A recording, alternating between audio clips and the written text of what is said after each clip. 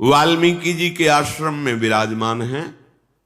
महर्षि वाल्मीकि जी प्रभु को कहां रहना चाहिए, किनके हृदयों में वास करना चाहिए, प्रभु की प्रेरणा से, प्रभु की आज्ञा से प्रभु सुनना चाहते हैं, इसलिए वो सुना रहे हैं। कह रहे हैं, गुण तुम्हार समुझई निज दोषा, जेहि सब भांति तुम्हार भरोसा। राम भगत प्रिय लागहि जेहि, तेहि उर बसहु सहित बैदेहि। जाति पाति धनु धर्म बड़ाई, प्रिय परिवार सदन सुखदाई। सब तजि तुम्हि लहई उर लाई, तेहि के हृदय बसहु रघुराई। हे नाथ, जिसके हृदय में बात आती है, सतमार्ग की जितनी शुभ चेष्टाएं हैं वो मेरे प्रभु की कृपा से हो रही, मेरे गुरुदेव की कृपा से हो रही। और जो गलती हो रही है वो मेरा अहंकार है, वो मेरी वासना है, वो मेरी त्रुटि है, गलती है। गुण तुम्हार समुझे निज दोषा। ये जो भगवान नाम जप करना, इंद्रियों का अंतर्मुख होकर विषयों का त्याग करना, भगवत कथा श्रवण करना, भगवत सेवा करना, भगवत भाव से जगत की सेवा करना, ये वास्तविक केवल भगवत कृपा से ही आता है हृदय में। ये छोटी मोटी वृत्ति नहीं है, ये माया रचित वृत्ति नहीं है, ये भागवतिक सद्गुण है। ये कृपा से, आराध्य देव की कृपा से, गुरुदेव की चरण कृपा से हृदय में जागृत होते हैं। और ये जो पापाचरण होता है, कहीं ना कहीं हमारे अंदर अहंकार है, कहीं ना कहीं हमारे अंदर दुर्वासना है, जो हमारे प्रभु के विमुख आचरण करा देती है। ऐसा मानना आदेश है शास्त्र का, और ठीक ऐसा ही है। ऐसा इसमें तर्क वितर्क नहीं चलेगा। जैसे कोई कह दे कि शुभ काम तो प्रभु ने किया, तो अशुभ काम किसने करवाया? तो आपको सच्ची बताएं, जिस दिन आपके हृदय में ये निष्ठा जागृत हो जाएगी कि सब भगवत कृपा से हो रहा है, तो अशुभ कर्म करने वाला अहंकार ही नहीं रह जाएगा। जो अहंकार गलित हृदय है, उसी में ये भाव टिकता है कि सब मेरे प्रभु की कृपा से हो, तो उससे पापाचरण होगा ही नहीं। ऊसर वर्षई तरण नहीं जामा, संत हृदय जिम उपज न कामा। जैसे ऊसर में खाद पानी कितना लगा दो, घास नहीं उगने वाली, ऐसे ही चाहे जितना विषय सामग्री आसपास हो, जो भगवत अनुरागी हृदय है, उसमें वेदना विषय भोगने की नहीं आ सकती। अगर है तो अभी हमारी अहंकार की देहाभिमान वृत्ति है, अभी हमारे अंदर दोष है, ऐसा समझना चाहिए। गुण तुम्हार समुझे निज दो, इससे क्या होगा? दैन्यता जागृत हो जाएगी। देखो, श्री सूरदास जी महाराज बहुत उच्च कोटि के महापुरुष हैं। प्रगट में आंखें नहीं हैं, लेकिन दिव्य आंखें ऐसी हैं जो प्रगट की आंख वालों में भी सामर्थ्य नहीं। जो श्रीनाथ जी का श्रृंगार होता है, जब उनकी शोभा गान के लिए बैठते हैं, वही पोशाक, वही कुंडल, वही पत्रावली, वही नूपुर वर्णन कर रहे हैं। वो लगा, एक बार कई भक्तों ने पूछा कि वास्तविक आपको नहीं दिखाई देता, पर आप प्रगट श्रृंगार में जैसा, हमें तो लगता है कि कुछ है आंखों में ऐसा जो आपको दिखाई देता है। परीक्षा के लिए एक दिन श्रृंगार के समय कोई श्रृंगार नहीं किया, पर्दा लगा दिया, समय पूरा हुआ, पर्दा हटाया। बोले सूरदास जी वर्णन करो ठाकुर जी, आज बहुत श्रृंगारित है। बोले हाँ, आज देखा हरि नंगम नंगा, कोई श्रृंगार नहीं, तो वही वर्णन किया। बोले बस पक्का हो गया कि आपको दिखाई देता है। तो उनका गुरु कृपा से, ये आंखें तो बंद हैं, इनमें बिल्कुल ज्योति नहीं, पर श्री गुरु पदनख मणिगण ज्योति सुमिरत दिव्य दृष्टि ही होती। जिन आंखों से हरि को देखा जाता है वो आंखें खुल गई हैं। ऐसे महापुरुष क्या कह रहे हैं? मोसम कौन कुटिल खल कामी, वो महावैष्णव है जो भगवान की प्रत्येक शोभा का वर्णन करते हैं। लाखों पद प्रभु और प्रियाजू की शोभा के वर्णन के हैं। वो कह रहे मोसम कौन कुटिल खल, कैसे शब्दों को प्रयोग कर, कामी जिन मुंह को तन दियो ताको न भजन की ऐसो नौन हरामी। जिनका नमक खा रहा हो उनका भजन नहीं। और भजन क्या? ये तो भगवत स्वरूप। तो क्या झूठ बोल रहे हैं? क्या ये दैन्यता भरी केवल भाषा ही बोल रहे हैं? नहीं, इस महारस का स्वरूप ही यही है कि जब हम पीछे से अपने को देखते हैं तब लगता है मैं कितना नीच और अधम।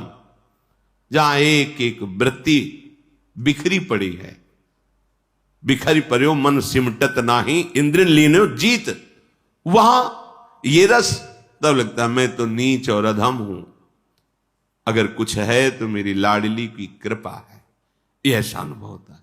जैसे हम अपने को बहुत सुंदर मान लेना, तब सुंदरता का पता दर्पण के सामने चलता है। या जहां बहुत सुंदर लोग हो वहां चले जाओ तो तुम्हें अपनी सुंदरता का पता चलेगा। तो सुख और गुण और सौंदर्य के समुद्र हैं प्रभु। जब इनके सामने इनके प्रेम रस का अनुभव होता तब लगता है क्वा हम तुच्छा परम मद, कहां मैं नीच और अधम और कहां ये प्रेम रस, ये तो केवल स्वकृपया, ये उनकी कृपा से केवल प्राप्त हुआ है। उसका मैं भजन नहीं करूं ऐसा नमक हरामी हूं। महाराज कह रहे हैं जबकि भगवदाकार वृत्ति ही हर समय रहती है। अपने लोग ये भाई, जब सब कुछ भगवान करा रहे हैं तो पाप भी तो भगवान करा रहे हैं। तो फिर भगवान ने नरक भी रचा है, भगवान ने रोग भी, अपमान भी, दंड भी रचा है, तो उन्हें भगवत स्वरूप प्रसाद मान के सहन करो, रोते काहे को हो गया। और अगर कि नहीं ये सहन नहीं करना है तो फिर ये बात स्वीकार करो कि ये पापाचरण नहीं करना है। तुम में ऊर्जा शक्ति भगवान ने दी है, बुद्धि शक्ति दी है, आप अपनी बुद्धि शक्ति से नियंत्रित करके, अधीन करके ऊर्जा शक्ति को परमार्थ में, सत मार्ग में, मंगल कार्यों में लगाइए। गुण तुम्हार समुझे निज दोषा। फिर एक स्थिति आती है गुण दोष दोनों से परे स्थिति। अपनी जब याद ही नहीं रह जाती, केवल प्रभु ही प्रभु, वो स्थिति आती। ब्रह्म नहीं, माया नहीं, नहीं जीव नहीं काल, और अपनी सुधि नारई एक रहे नंदलाल। अब खत्म। अब तो कोई शंका नहीं, कोई गुण नहीं, कोई दोष नहीं, कोई लाभ नहीं, कोई हानि नहीं। सच्चिदानंद में वृत्ति भगवदाकार ही में न जान परे कान है कि प्राण है। प्राण भय कान में, कान भय प्राण में, ही में न जान परे कान, ये चरम अवस्था की। और जिसको भगवान का भक्त दिखाई देते ही ऐसा प्यारा लगे जैसे अपना कोई प्रिय सगा संबंधी रिश्तेदार दिखाई देना, तो कैसा लगता है? एकदम हृदय। एक जगह वर्णन है कि जैसे बादल को देखकर मोर कुहुक पड़ते हैं, नाच पड़ते हैं, ऐसे भगवत प्रेमी महात्माओं को देखकर हृदय नाच पड़े। अहो भाग्य, अहो भाग्य, राम भगत प्रिय लाग ही जाही जेही तेयुर बसो सहित वैदे।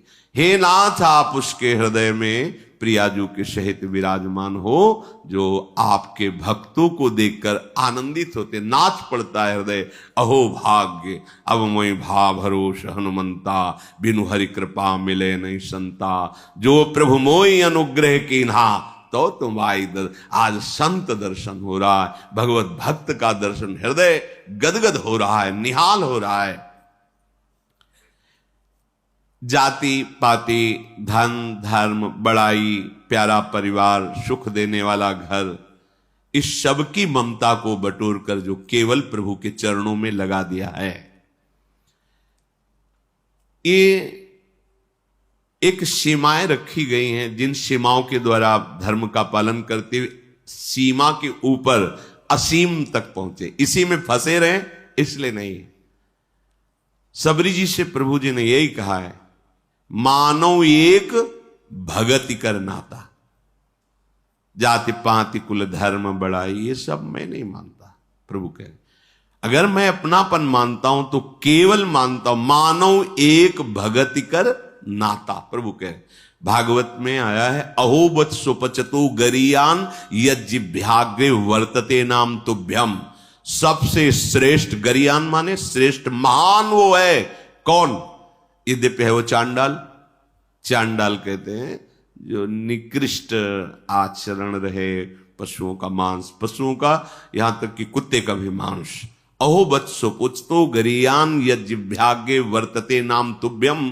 यदि वो निरंतर राधा राधा कृष्ण कृष्ण रट रहा है और वो ऐसा रहा है तो बोले गरियान, वो सबसे श्रेष्ठ माना जाएगा। उसने सारी तपस्या कर ली, वेदों का फल प्राप्त कर लिया, सब साधन कर लिए, जिसकी जिभ्या अहो बत्सो पचतो गरियान यज्जिभ्याग्रे वर्तते नाम तुभ्यम।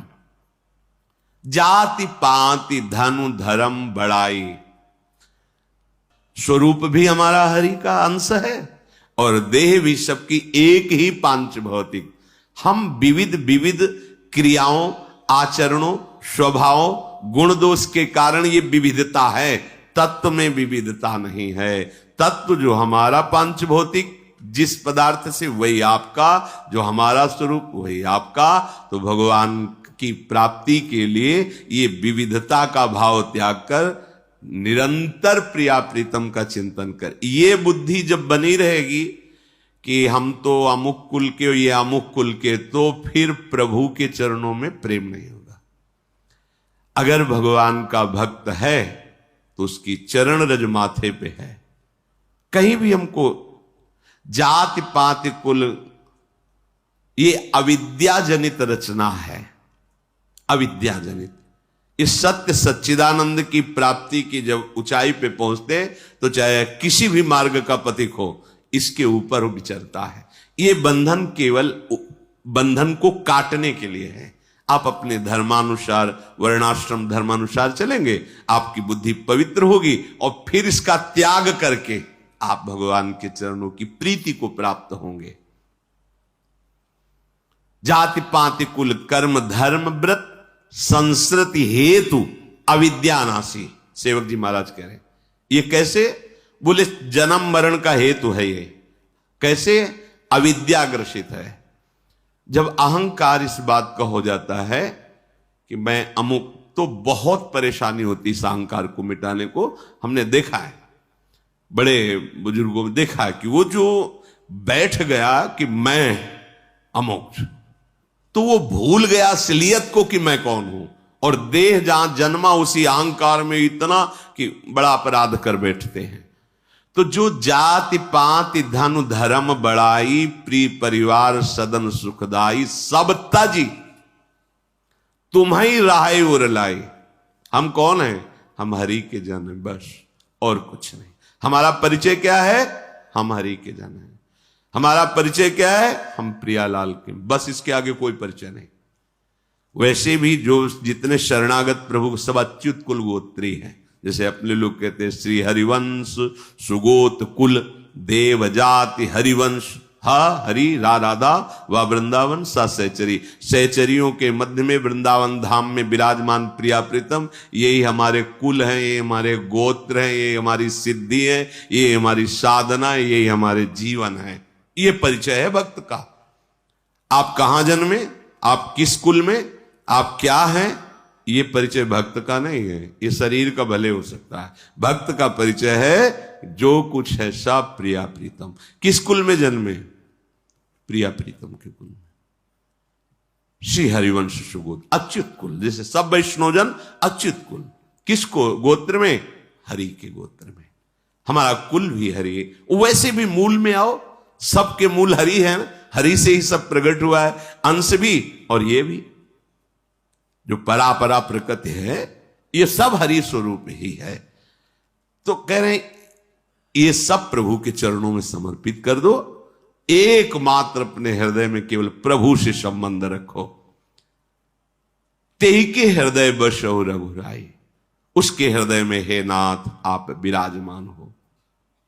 सरगु नरकु अपबरगु समाना, जहां तहां देख धरे धनु बाना, कर्म बचन मन रावुर चेरा, राम करहु तेहि के उर डेरा। प्रभु जिसकी ऐसी वृत्ति बन गई है कि ना स्वर्ग की चाह है ना नरक से कोई भय है। क्यों? वो जहां देखता है अपने प्रभु की सत्ता देखता है। प्रभु की सत्ता देखने के कारण ना स्वर्ग ना नरक ना अपवर्ग एक समान, जिससे भगवत ऋषि जी कहते हैं स्वर्ग नरक अपवर्ग आस नहीं त्रास है, जहां राखो ता रहो मान सुख। जैसे आपको सुख मिले नाथ जहां रखो, क्योंकि जैसे आंखों में अंजन बसा रहता है ऐसे युगल सरकार छाए हैं, जिधर दृष्टि जा रही युगल सरकार, तो फिर स्वर्ग नरक अपवर्ग इसका क्या महत्व रह गया। महाप्रभु हरिवंश चंद्र जो कहते हैं यत्र यत्र मम जन्म कर्म भीर नारके परमे पदे थवा, राधिका रति निकुंज मंडली तत्र तत्र हृदय में विराजिता। चाहे स्वर्ग चाहे नरक चाहे जहां परम पद, सब एक लाइन में रख दिया। इससे मुझे कोई मतलब नहीं। क्यों? क्योंकि मेरे हृदय में किशोरी जी अपनी सहचरियों की मंडली के साथ लीला विलास रथ है, अब जा ले जाना चाहो कोई फर्क नहीं। हे लाडली आप अपने परिकर सहित मेरे हृदय में प्रकाशित रहे, चाहे कर्म के बस हम मुझे नरक भेज दे स्वर्ग भेज दे, परम पद इसकी मुझे कोई परवाह नहीं। तो स्वर्ग नरक अपवर्ग समाना, जिसकी दृष्टि में स्वर्ग और नरक और मोक्ष बराबर है। क्यों? ऐसा कैसे हो सकता है? बोले ऐसा ऐसे हो सकता है कि वो जहां देखता है अपने आराध्य देव को देखता है, ना वो स्वर्ग देखता है ना नरक देखता है ना अपवर्ग देखता है।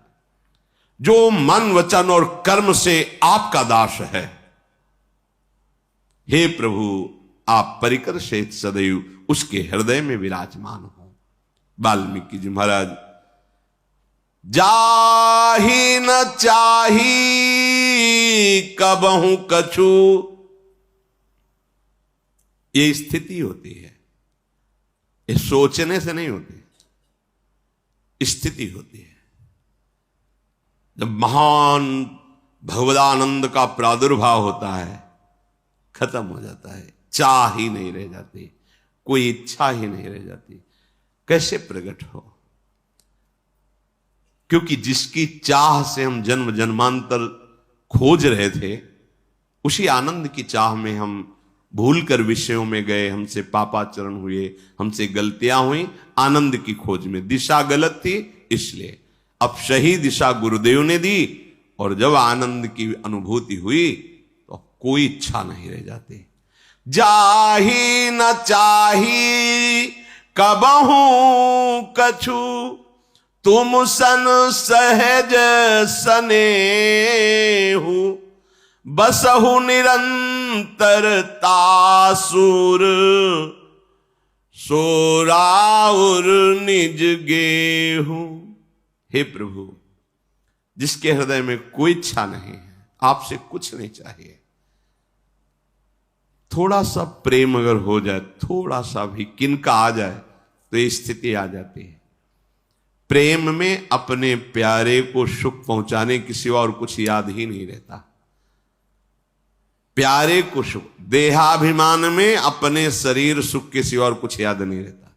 प्रेम केवल अपने आराध्य देव को कैसे सुख मिले, आराध्य देव के प्रतिकूल तो स्फुरणा ही नहीं हो सकती। आराध्य देव सर्वानंदमय है।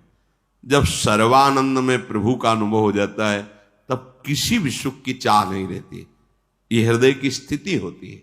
तो हे प्रभु, जिससे कभी कुछ भी नहीं चाहिए, जिसका स्वाभाविक सहज प्रेम आपसे है, आप उसके हृदय में, मन में ऐसे निवास कीजिए जैसे अपने घर में रहा जाता है।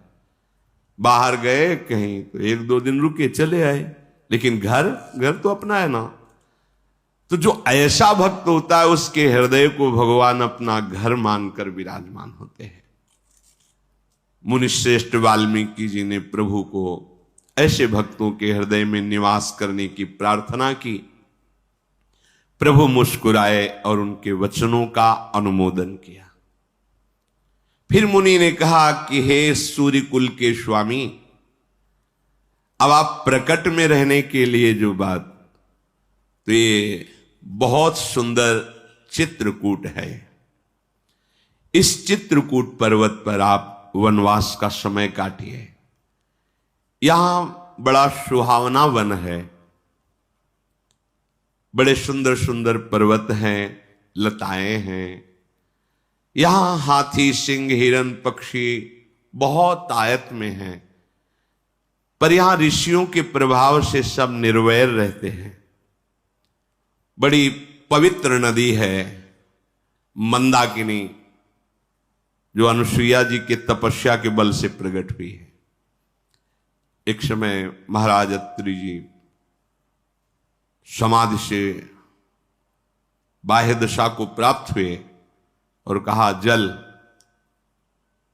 उस समय जल की बड़ा अभाव वृत्ति थी, वर्षा भी नहीं हुआ था, कोई सरोवर में भी जल नहीं था, कोई कूप आदि भी नहीं। स्वामी ने जल मांगा है। वो पातिव्रत धर्म से महान शक्ति को प्राप्त अनुसुईया जी, तत्काल पृथ्वी में से कुशा धारा निकल पड़ी, पाताल गंगा की, मंदाकिनी, अलकनंदा आकाश गंगा, और भागीरथी ये पृथ्वी में, भूतल गंगा का नाम जाह्नवी, भागीरथी गंगा। नीचे जो 3 धाराएं गई थी, ऊपर जो अलकनंदा, नीचे जो मंदाकिनी, पाताल गंगा का प्रादुर्भाव वहीं आश्रम से ही प्रवाहित है चित्रकूट में। और वो अनुसुईया जी के पातिव्रत धर्म के तप का आज भी प्रभाव दिखाई दे रहा है कि वो सहज स्वाभाविक मंदाकिनी जी बड़ा परम पावन जल है, बड़ी अद्भुत शोभा चित्रकूट के है, मन लुभायमान हो जाता है। भगवान ने प्रशंसा करते ही अनुसुईया जी के पातिव्रत धर्म की, तप बल की महिमा बताई। मंदाकिनी गंगा नाम है, पाप रूपी जितने भी हैं उनको सबको नष्ट करने के लिए महान विकराल रूप है मंदाकिनी। अर्थात मंदाकिनी गंगा का आचमन, अवगाहन पापों का नाश करने वाला है। और बड़े अत्रि जैसे महापुरुष यहां विराजमान हैं। वाल्मीकि जी ने बताया, जो योग, तपस्या और जप के द्वारा अपने इंद्रियों को परम पावन करके अधीन किए हुए हैं।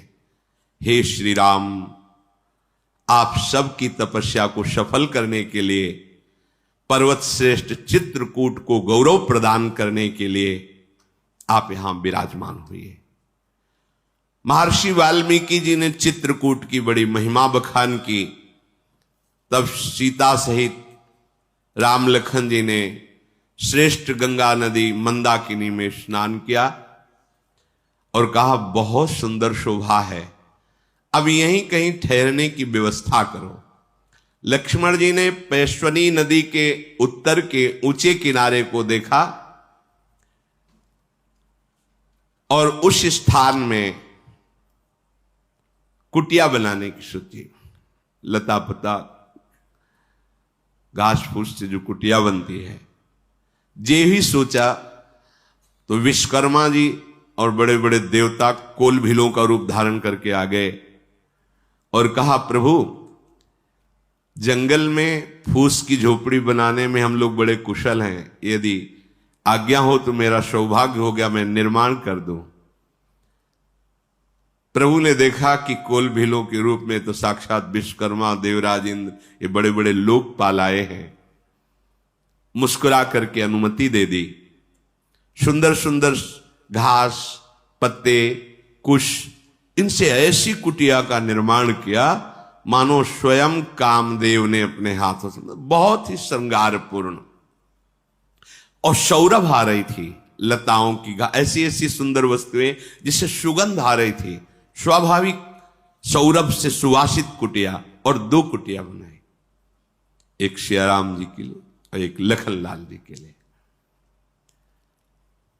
उस समय जब बड़े बड़े नाग किन्नर दिक्पाल देवताओं को ये पता चला कि कुटिया बन गई है, प्रभु चित्रकूट में विराजमान है, तो कोई वेश बदल कर, कोई साक्षात रूप में आकर के प्रभु के दर्शन करके नेत्रों का लाभ लेते हैं।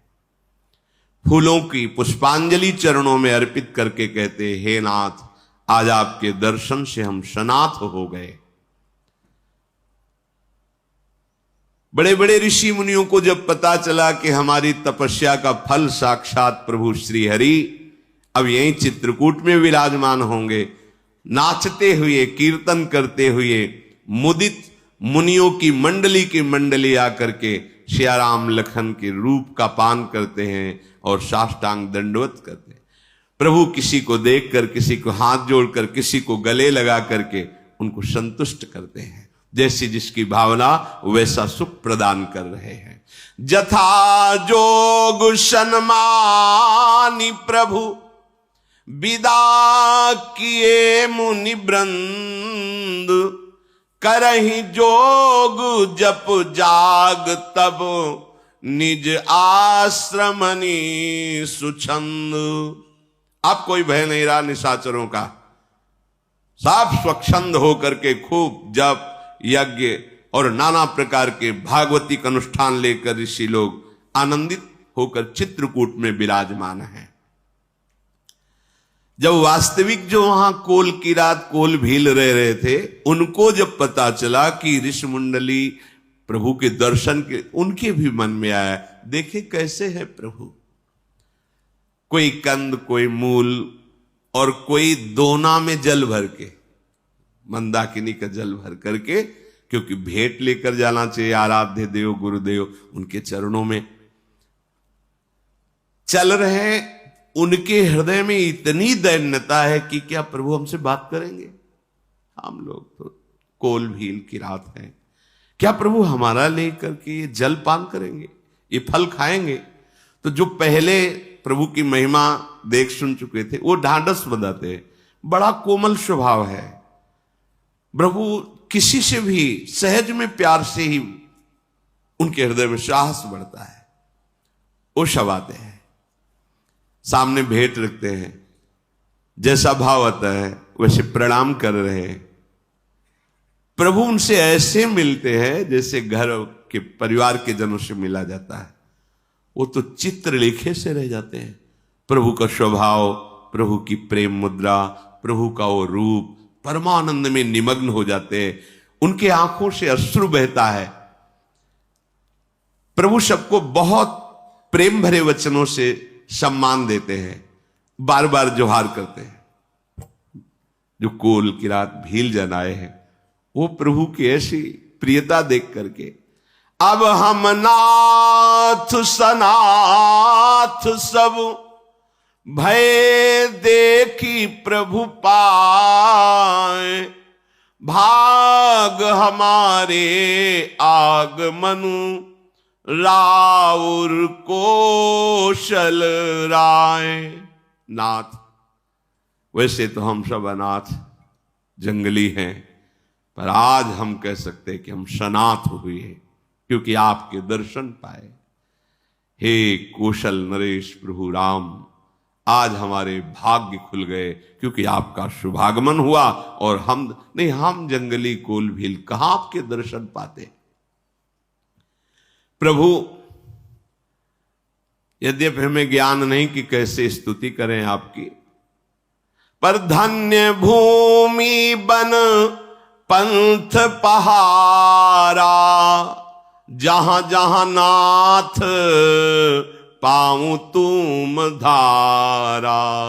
धन्य बिहग मृग कानन चारी, सफल जन्म भय तुम्हें ही निहारी।